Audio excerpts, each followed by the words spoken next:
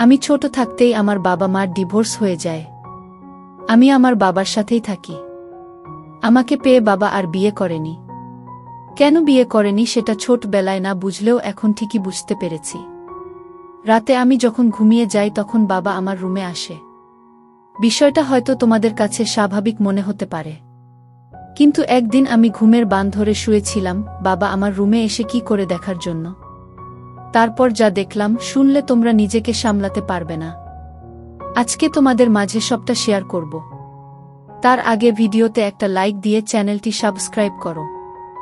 আলো শুরু করি।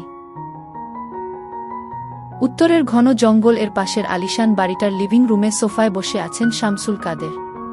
পাশেই বসে আছে তার ছোট মেয়ে রুমাইশা কাদের।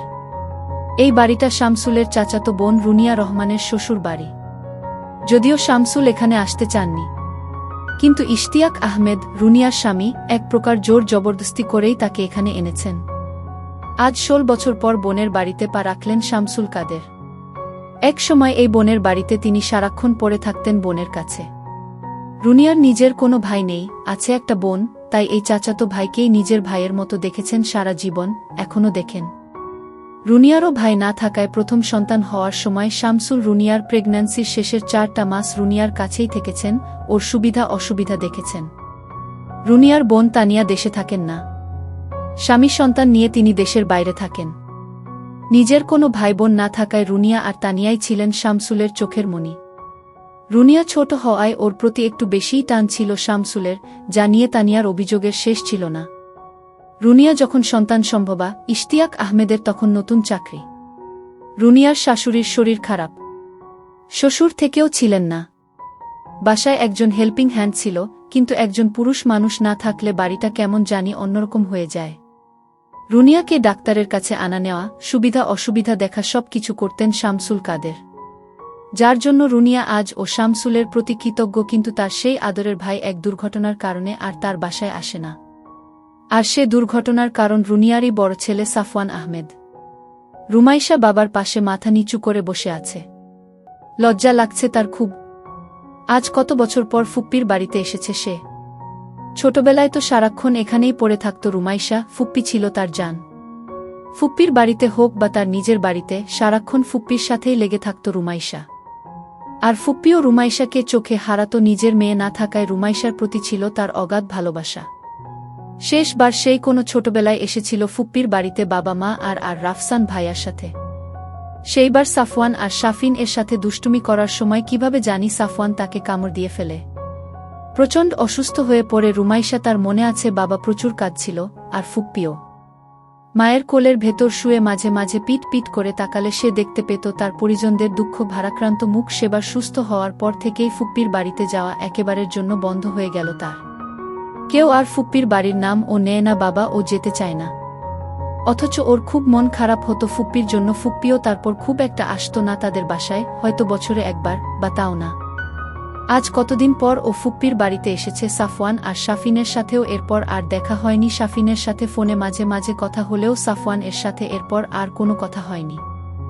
আর এরপর সাফওয়ান নিজের পড়াশোনার জন্য সিঙ্গাপুরে চলে যাওয়ার পর ওর সাথে কোনো যোগাযোগই হয়নি। আর রুমাইশা বা ওর পরিবারের কোনো এক অজানা কারণে বাসার কেউই সাফওয়ানকে পছন্দ করে না, বিশেষ করে রুমাইশার মা আয়েশা খানম। কারণটা এখনও ওর অজানা।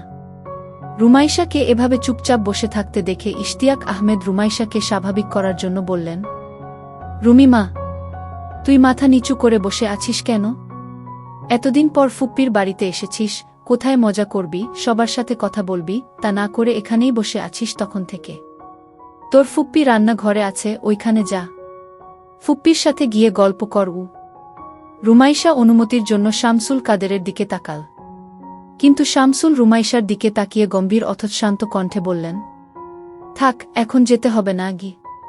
তারপর ইশতিয়াক আহমেদকে বললেন, দুলাভাই, আমরা এখনই উঠব, আপাকে বলেন কোনো আয়োজন না করতে, বসতে গেলে তখন সন্ধ্যা হয়ে যাবে গু।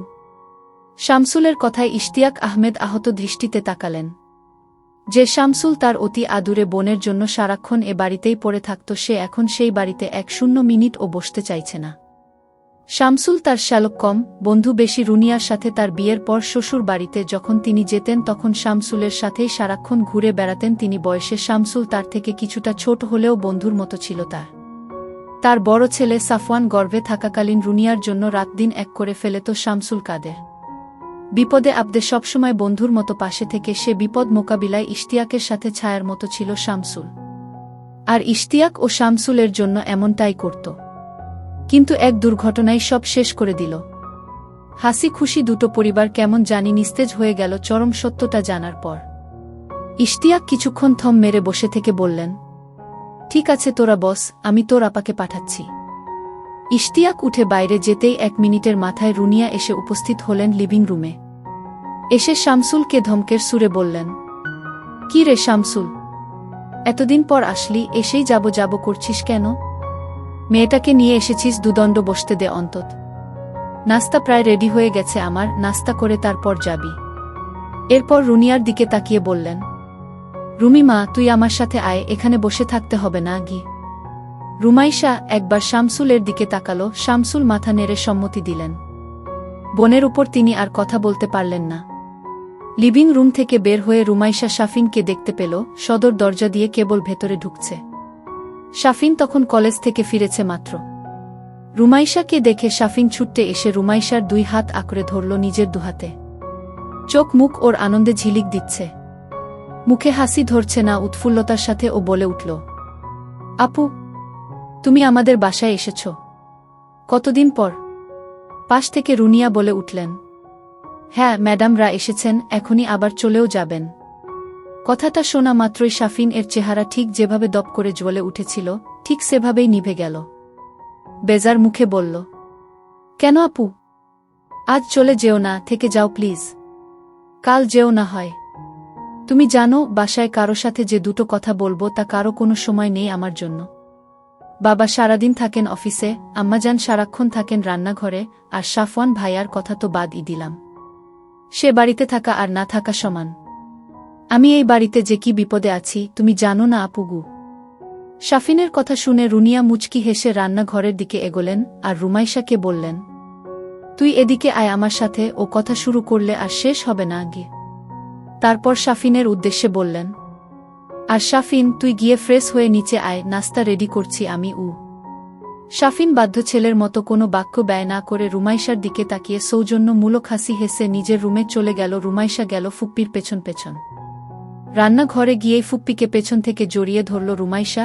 তারপর খুব আদুরে কণ্ঠে বলল, তোমাকে খুব মিস করি ফুপ্পি, জানো তুমি এখন আর আমাদের বাসায় যাও না আগের মতো।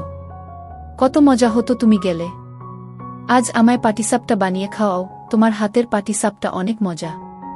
রুনিয়া রুমাইশার এমন কাণ্ডকারখানায় হেসে দিলেন, বলে উঠলেন, দেখো মেয়ের কাণ্ড দেখো, এত বড় হয়েছে তাও তার বাচ্চামি গেল না। ছাড় এখন, দিব বানিয়ে। তোর বাপ তো বাড়ি যাওয়ার জন্য উঠে পড়ে লেগেছে। মনে হচ্ছে আমার ছেলে এসে আবার তোকে কামড়ে আধমরা করে ফেলবে। আমার ছেলে কি এখনও ছোট আছে গু? রুমাইশার এবার সাফওয়ানের কথা মনে পড়ল। রুনিয়াকে জিজ্ঞেস করল, আসলেই তো সাফওয়ান ভাইয়াকে তো কোথাও দেখলাম না, ভাইয়া কোথায়?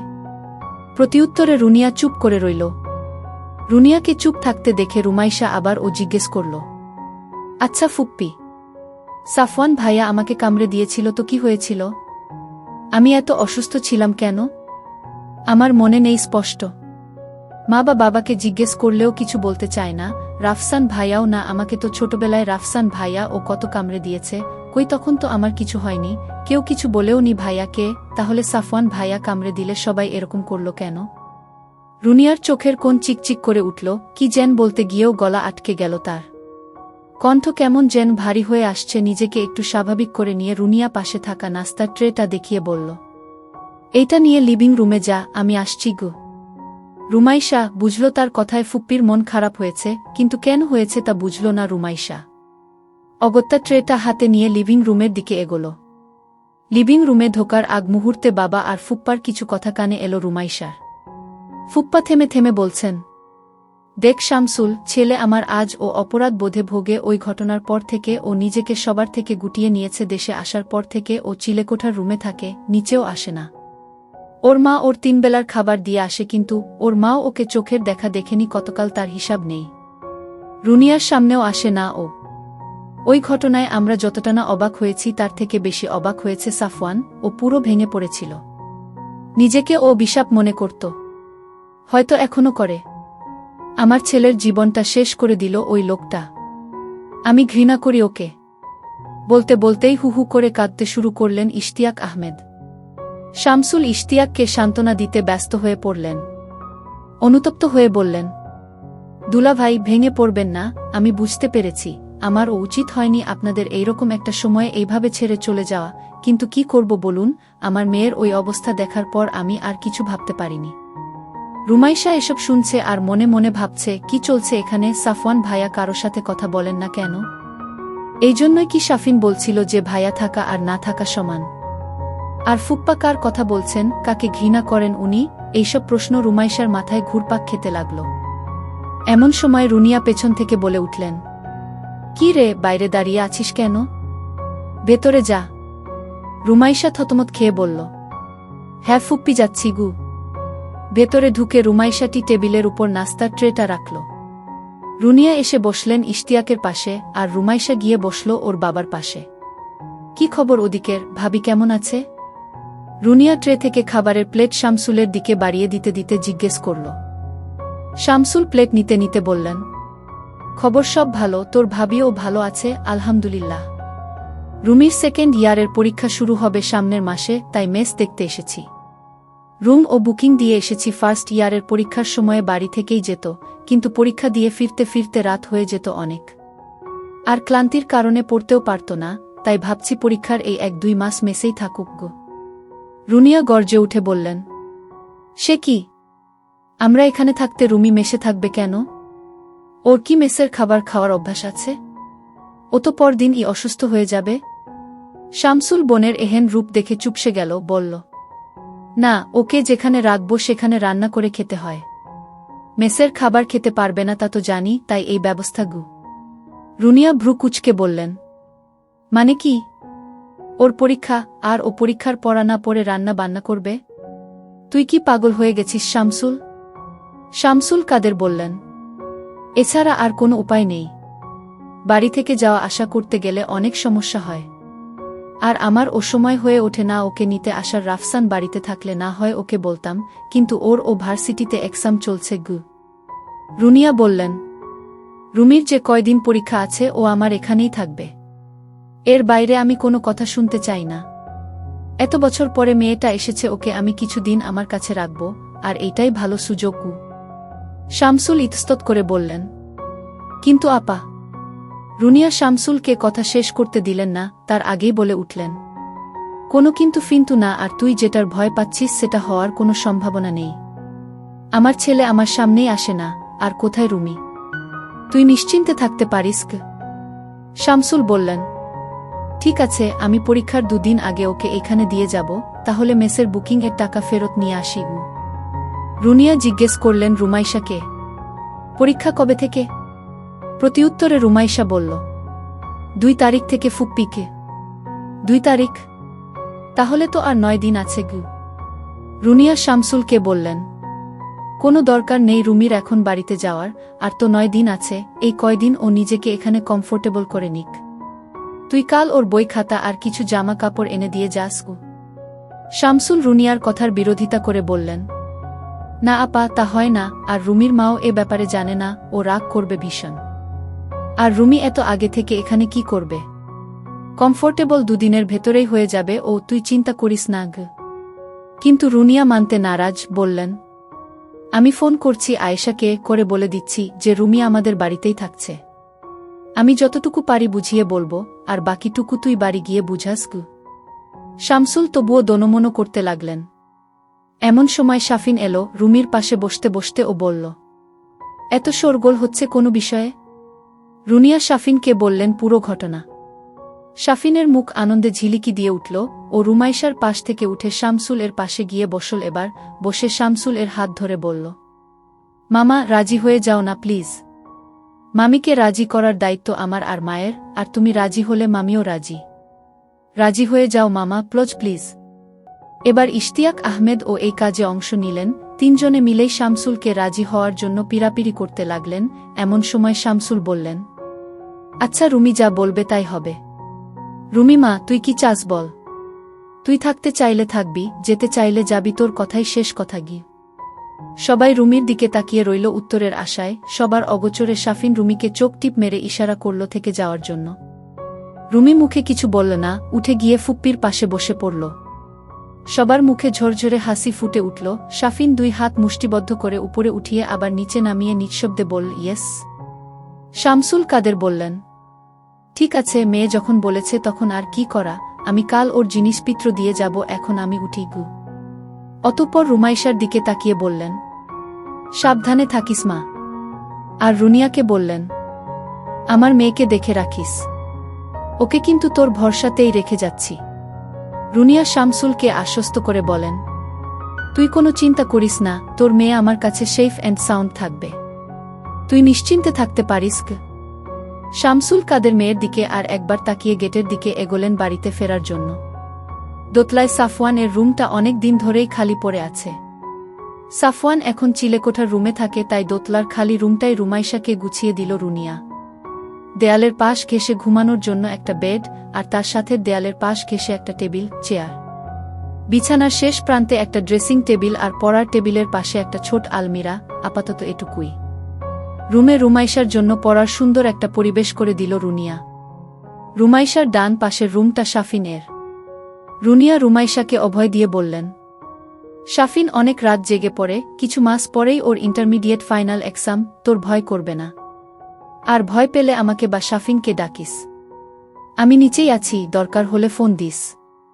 আর শাফিনকে আমি বলে দিচ্ছি, তুই যতক্ষণ জেগে থাকবি ততক্ষণ যেন শাফিন ও জেগে থাকে গু। রুমাইশা মাথা নাড়িয়ে বলল, আচ্ছা ফুপ্পি, আমার ভয় করবে না, আর করলেও তোমাকে জানাবো।